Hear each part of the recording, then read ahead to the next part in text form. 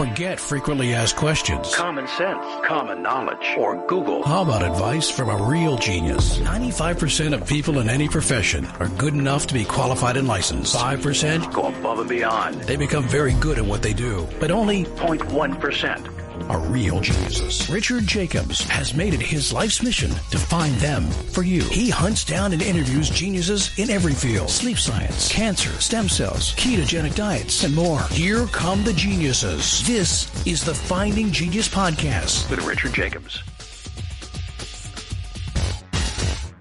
Quick note before we begin, the Finding Genius Foundation, as part of the Finding Genius Podcast, has recently completed a book about understanding viruses. So the creation of this book was to interview 100 virologists, ask them a lot of deep, difficult questions, take the most difficult questions, and then re-interview the top 25 or so and ask them the hardest questions I could think of. And we compiled that all into a book. So you'll see question and 4 or 5 experts' answers. Question, 4 or 5 experts' answers. There's about 30 questions in the book. I think it's a great read for the layperson and for the researcher. It talks about a lot of speculation in the world of viruses, such as are they alive or not, and why is it important? Why do viruses go latent or hidden or ineffective or sit in a person or an animal or another creature for weeks, months, years, and then suddenly become virulent and affect that person? So there's a lot of really provocative questions in the book. It's now on Amazon. So if you go to Amazon and type in Finding Genius, you'll see the book on viruses. It's also on Kindle. The Audible version is in production and should be ready in approximately a month. But if you want to go and order it now, you can do so again by going to Amazon or Kindle, or go to findinggeniusfoundation.org and go to publications. There's an opportunity as well to get the transcripts of all the interviews and to hear the original interviews themselves. If we put them all together, the book would be about 1,000 pages, but we condensed them down to make it juicy and concise and tight and very interesting. So I hope you'll check out the book. We're now working on one about cancer, but this is going to be our goal is 3 times a year to come out with these masterclass books that I think will inspire new scientific research, and I hope you'll check it out. Thank you. Hello, this is Richard Jacobs with the Finding Genius Podcast, now part of the Finding Genius Foundation. I have Stacey Smith. She's the SOS Clinical Brand Manager of Ortho Molecular Products Incorporated, and we're going to talk about the HPA axis and stress, the hypothalamic-pituitary-adrenal axis. So, Stacey, thanks for coming. Yeah. Hi, Richard. How are you? Thanks for having me. Good. Yeah, tell me about your work. What do you do? So I have been a chiropractor. I graduated from chiropractic school in 2004. Both my parents and my brother are all chiropractors. My parents retired. So I kind of come by being in chiropractic and nutrition and lifestyle medicine very naturally. And I moved to Illinois a few years ago and I found this position here. And now I'm using my biochemistry background for research on all of these wonderful lifestyle and nutrition programs that we offer here. Okay. What in your background did you learn about nutrition and your biochemical research? How is that applying to your chiropractic work? Well, I started off as a biochem major in undergrad, which really helped me with, just understanding the body as a whole. Knowing that I was going into chiropractic school, I just knew that would be beneficial for me to have that background. So, just basic nutrition is how I started looking at things when I was out of school. But once I was in practice working with patients, I found that there was a lot more to it than I had ever really understood. And, when I'm working with patients, I was thinking, wow, some people are getting better with some of my basic information and some of them aren't. So I wanted to figure out why. And I started digging a little bit deeper into what we call functional medicine. And that's where I really started, learning a lot more in summits and doing more research and taking more classes. Okay. In your bio, you mentioned the HPA axis. Is there a particular type of learning or a biochemistry or a process that you found that, interacts with your chiropractic that you think is particularly helpful to people? Well, being a chiropractor, I had the ability to spend a decent amount of time with my patients. And these are repeat patients if they're coming in for an injury. So I got to hear a lot more about their lifestyle and family and work situations and started understanding that, the more stressed out they were, the more muscle tension they had, and the longer it would take me to help them heal. So I just kind of started diving deeper into the science behind stress and cortisol and DHEA and how it all plays a role beyond what we hear about adrenal fatigue, which is very like opposite extremes, right? We have Addison's and Cushing's disease, but they're kind of a rare situation. So I wanted to kind of dive deeper into paying attention to everything that was in between those two extremes, right? And in functional medicine, finding that, we're looking at stress-related dysfunction and kind of abandon that whole adrenal gland being the problem in the situation and just kind of understanding how the brain and the nervous system work and how that's a process that starts more upstream than just the adrenal gland support, releasing cortisol and not really being, the main end stream problem. Oh, so you're trying to go further back in a cascade and say it's not just your adrenals magically started making more cortisol. There's more to the story. Yeah, it's about, where you looked at it from, an adrenal fatigue or an adrenal exhaustion condition to kind of summarize a more complex dysfunction related to the stress response. So, a lot of times we try to understand and describe complicated medical topics as something simple to kind of decrease the complexity of it all. But when we oversimplify that, sometimes we can kind of lose that deeper meaning and cause a little confusion.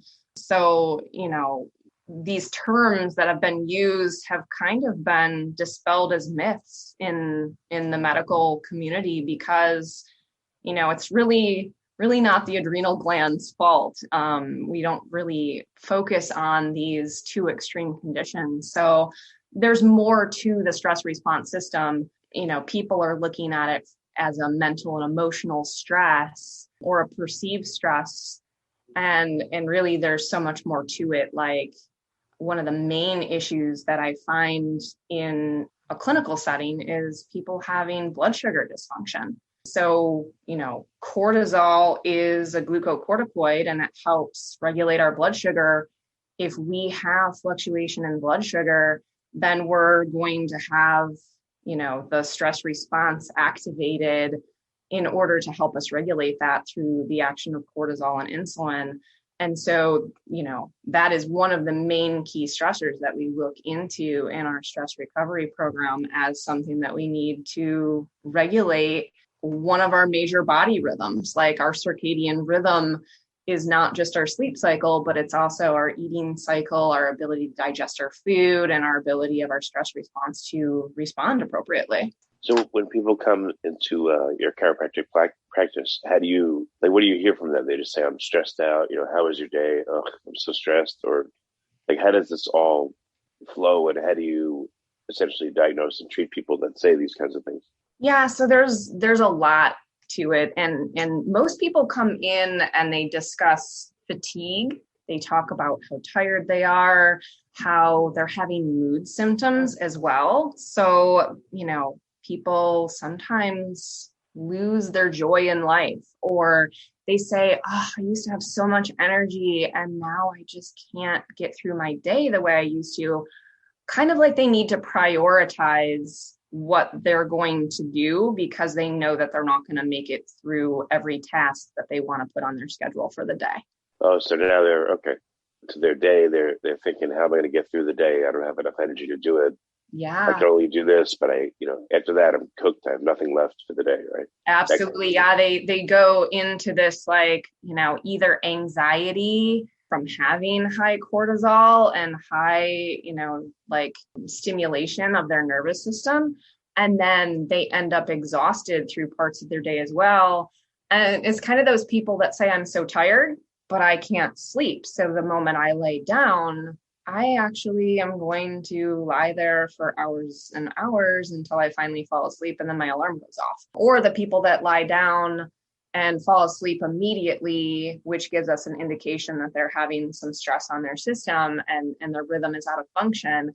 And then they'll wake up between 3 and 5 in the morning, alert like they want to go run a marathon. So when you've looked at these people, have you dealt with hundreds or thousands of them? And what are the common elements that cause the problems?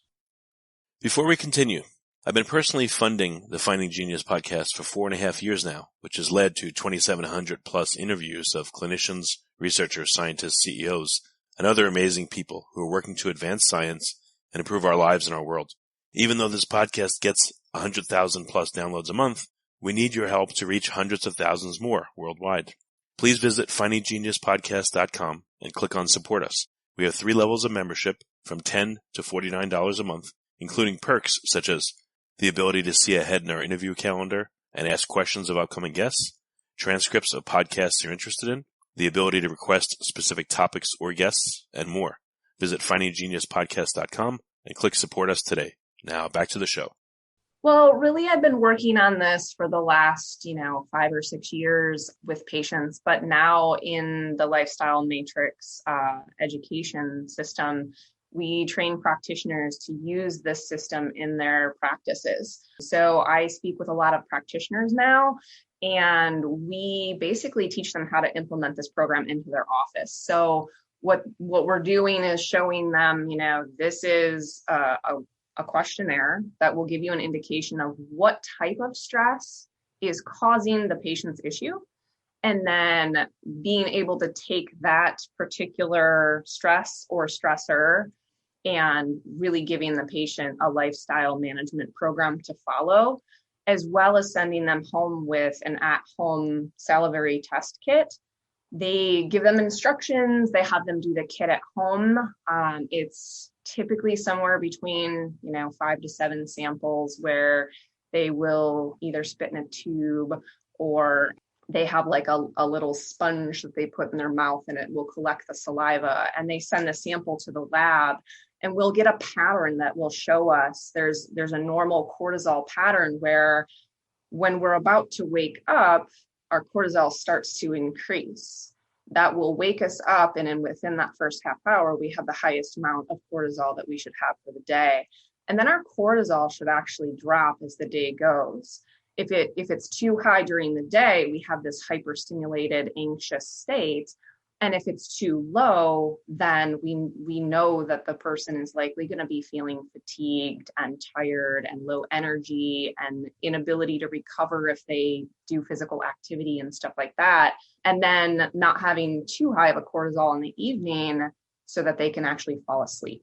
So what are the common pains or problems people have? How do they describe them to you? I mean, we kind of went over one scenario, but do they all sound the same, or are there different flavors or types? I would say it's a very similar concept. People are tired. They have mood issues like anxiety, depression. They will start having sugar cravings, salt cravings. They have weight gain potentially. And this is where you're looking at it from a perspective of, I have people that would come into my clinic and say, I've done everything to try to lose weight. They've either fasted, they've tried every diet under the sun, paleo, keto, Mediterranean, everything. They go to the gym, they exercise, and they're still not able to lose weight, or they've plateaued and they can't go any farther. So evaluating their HPA axis is a good indicator. Where are we at in our stress response? If we have too much cortisol actually causes truncal obesity. So you have an inability to lose weight as well. Oh, cortisol creates what kind of obesity you just said? It's called truncal obesity, which is like fat around the belly or the midsection. So people will describe it as, apple shaped, or they have an issue with their flank. We'll call it muffin top, right? So that's the general term you'll hear in the layman's terms. So what happens with cortisol? Like, how does this whole process start and manifest? Like, what do you see beneath the surface is going on with these people? Well, I think a lot of people have a lot of stress. We pride ourselves on being overscheduled and overstimulated. And we really look at it from a perspective of, the busier that I am, the more important I look, right? And so one of the main lifestyle pieces is to, if you need to schedule everything, schedule downtime, schedule time in your day to relax and not have something scheduled, or schedule relaxation activities like, going for a walk outside. I encourage people to go outside and play with their kids or their grandkids, or, walk their dog outside, really get into a routine of something that's going to activate their parasympathetic nervous system over their sympathetic nervous system. So those are two of the main parts of our autonomic nervous system, which means automatic. Our automatic nervous system are things like... If you like this podcast, please click the link in the description to subscribe and review us on iTunes. Blinking or heart beating, digesting our food, all the things that you don't want to have to think about because that's what you would do all day, right? You wouldn't be able to do any other tasks. So our sympathetic nervous system seems to be in this hyperstimulated state. And I think a lot of it is because of electronic devices, right? So we're constantly on our smartphones and our tablets and our computers, and we're watching TV, and we're hyperstimulating our nervous system and exposing it to blue light, even when we should, have lights dimmed and being, getting ready to fall asleep. So what happens to the person? Is it cortisol dysregulation first? And if so, what does that look like? Well, so that's kind of the chicken or the egg question, right? So how does our HPA axis get out of rhythm? Once it's out of rhythm, it causes other body systems to start malfunctioning. And then we get stuck in this vicious cycle of one stress leading to another. So really it's understanding what type of stress has caused your particular dysfunction. So there's different things. Like in our program, we break it into 4 key stressors. A lot of people think it's just about mental and emotional stress, which it can be. But like I mentioned earlier, blood sugar dysregulation, also inflammation from different sources like allergies, arthritis, other things like gastrointestinal infections. And then I think I mentioned earlier as well, another broad category is sleep disturbances. So all of these can contribute to, keeping our circadian rhythm in a proper fashion, as well as the ability to disrupt it. So, if you travel for work and you're constantly switching time zones, that's going to potentially be a stressor on your system, because even, an hour or two can cause us to shift our ability to digest our food.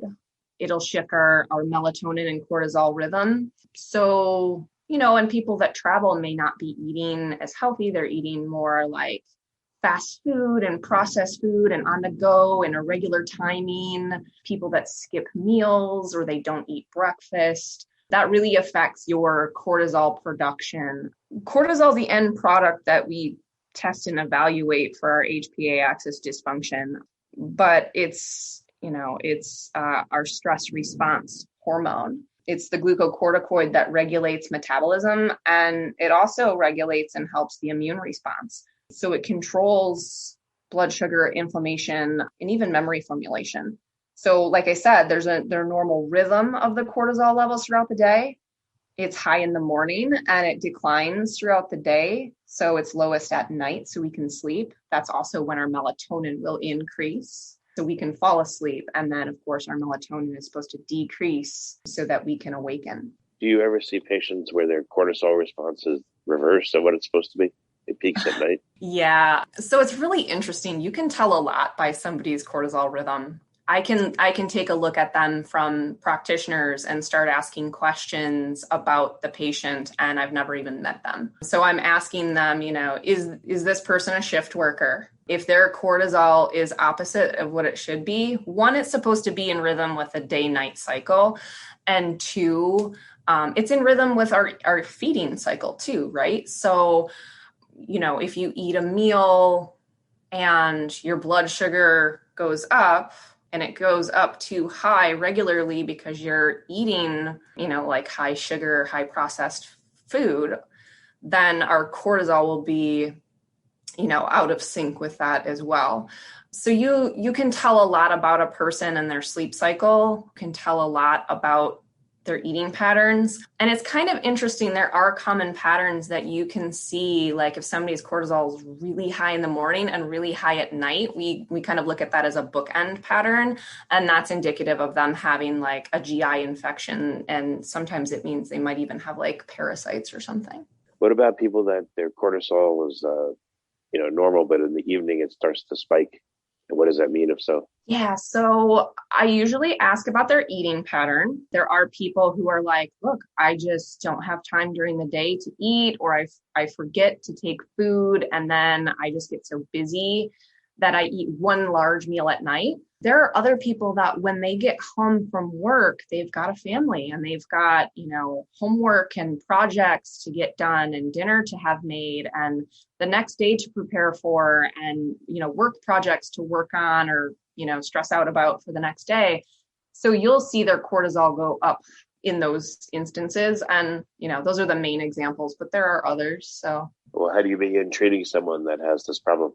Well, one of the main things that we recommend is lifestyle management. And of course, one of those is blood sugar regulation. So we just ask a lot of questions and see what it is that's contributing to their cortisol fluctuation, either spiking or decline, and really work with them in understanding what it is that they're doing throughout the day that is contributing to their cortisol dysregulation. So a lot of it's lifestyle, but we also have nutrient recommendations. There's a botanical or a group of botanicals called adaptogens. And adaptogens are recommended to help regulate the stress response. It's a way that we assist our body in bringing your homeostasis back in balance. And homeostasis is like, if you think about a thermostat connected to a furnace, you have a set range that you want the temperature to be in your house, right? So if it goes above that, it will, the thermostat is like a little detector, like a receptor that will flip on and have you turn on the AC and bring the temperature back down into the regular range. Same scenario, if you have a low temperature, you'll kick on the furnace, right? So that's how adaptogens work. If your stress on your body from whatever source increases your cortisol levels, the adaptogens will help your body adapt and calm down that robust stress response. And then if stress has caused us to downregulate our stress response, or we actually run out of precursor nutrients to be able to ramp up the stress response, then they'll help our stress response to kind of like ramp up and increase it when we need it. So what's the consequence of someone that has, very high levels of cortisol for an extended period of time? What happens to them? What are the knock-on effects? Well, it's going to be potential leading them to burnout and exhaustion, right? So they can have blood sugar fluctuation that can cause moodiness that we call hangry, right? People get irritable. They start getting overwhelmed. Things that they used to be able to handle well, they're not able to handle anymore. They're getting moody. They're starting to stress out about things. They're starting to snap at their coworkers or their spouse or their kids. And then this can leak into anything else, right? So if you have cortisol issues, it's actually a catabolic hormone. So if you have too much of it, it will break down tissues. It will decrease the immune response. It'll cause inflammation. It'll slow digestion. It'll suppress your thyroid. It actually suppresses the thyroid stimulating hormone and the conversion of T4 to T3.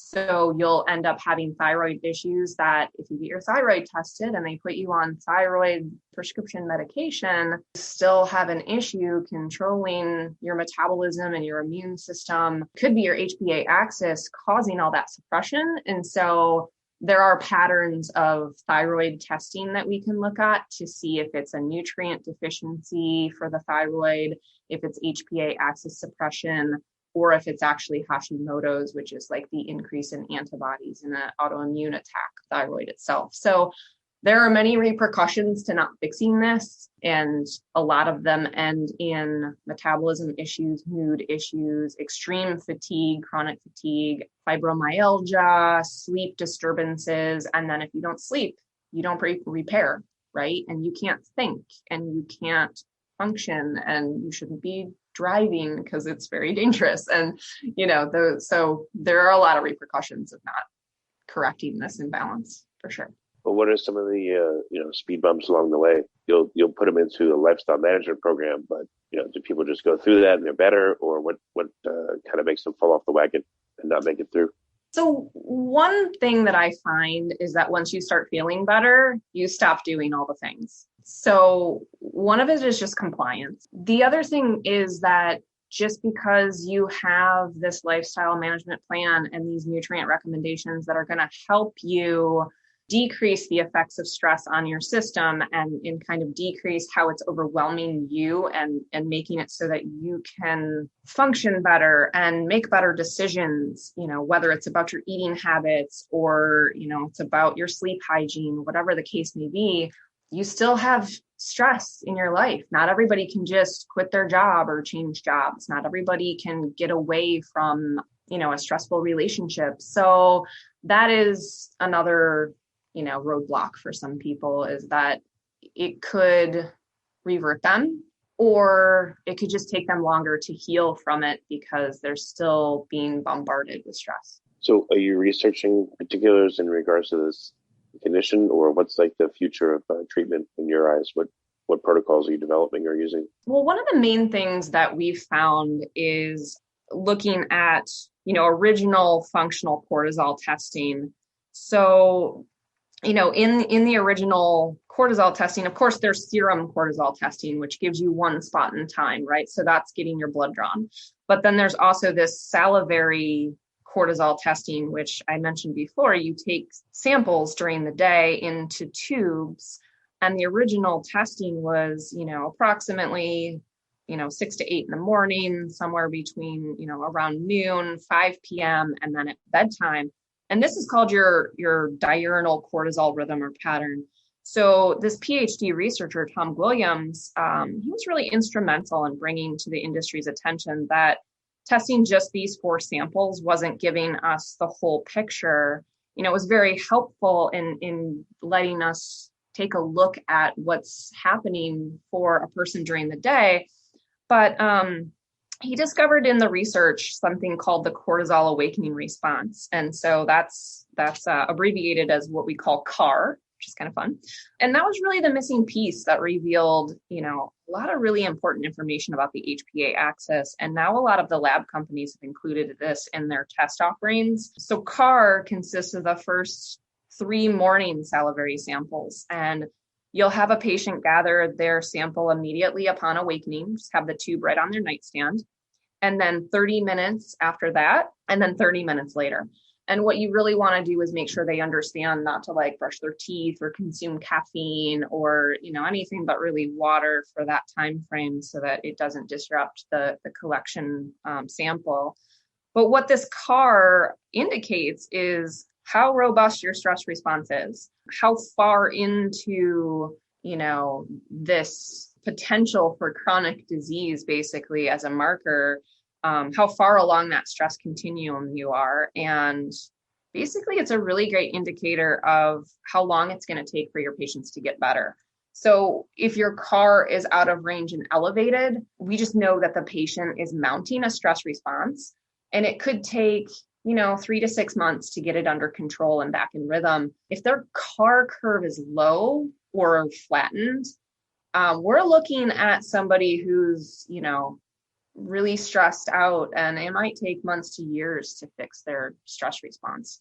So, really it's about looking at this cortisol awakening response test, and it's starting to become a little bit more mainstream as maybe even just a chronic disease or oxidative stress marker in the functional medicine setting. Well, very good. Do you have resources for people that are not local to you, or do they have to come in the clinic and that's really the only way you can treat them? Do you do telemedicine? I actually do not. We have practitioners that we work with, though, and implement this program into their practice. So if we have people that contact the Lifestyle Matrix education program, we can refer them to practitioners in their area. We're all over the U.S. and Canada. Oh, that's excellent. One quick question. Has anyone thought about creating a continuous cortisol monitor? You can wear for a period of time and really see what your cortisol is doing, or would that be hard to do? I haven't heard of anything, so that's a really great question. I know that they can do that, with the blood glucose as far as people checking, with the little finger poke. But as far as them doing that with cortisol, really the easiest and the least invasive way at this point that I know of is to test the salivary Test what? Do a saliva test? Okay. To test the saliva and do the, sending the sample into the lab that way. They also have some urinary metabolites for like sex hormones and things like that as well, the neurotransmitters. But yeah, that's really the only way that I know of. So. Okay. Very good. Well, Stacey, what's the best way for people to find out more about your work? Where can they go? Really, they can just find me on the Lifestyle Matrix website. I've been writing some blogs for them, and I work here full time. So I work with a lot of practitioners to implement the program. And patient-wise, we would just refer them to any of the practitioners that we've trained here. Okay, well, very good. Stacey, thank you for coming. It's an interesting issue. I'm sure inside of everyone's family or people they know, there are people like this that are changing and going through this. So it's important. And I appreciate you talking about it. Oh, no problem. Yeah. Really the big takeaway is that there is something that people can do about this. And, looking at it from a perspective of having gone through my own HPA axis dysfunction years ago. And really that's why I went on this educational journey to figure it out and understand. I found a practitioner that had been through it herself. And so, I just want people to understand that there's hope. And that they don't need to suffer with these issues. And there are some, lifestyle management and supplement support from adaptogens and neurotransmitter support that they can utilize. So, they can have their life back. Well, very good. Stacey, thank you for coming on the podcast. I appreciate it. Yeah, thank you for inviting me. I hope you have a great week. If you like this podcast, please click the link in the description to subscribe and review us on iTunes. You've been listening to the Finding Genius podcast with Richard Jacobs. If you like what you hear, be sure to review and subscribe to the Finding Genius podcast on iTunes or wherever you listen to podcasts. And want to be smarter than everybody else? Become a premium member at findinggeniuspodcast.com. This podcast is for information only. No advice of any kind is being given. Any action you take or don't take as a result of listening is your sole responsibility. Consult professionals when advice is needed.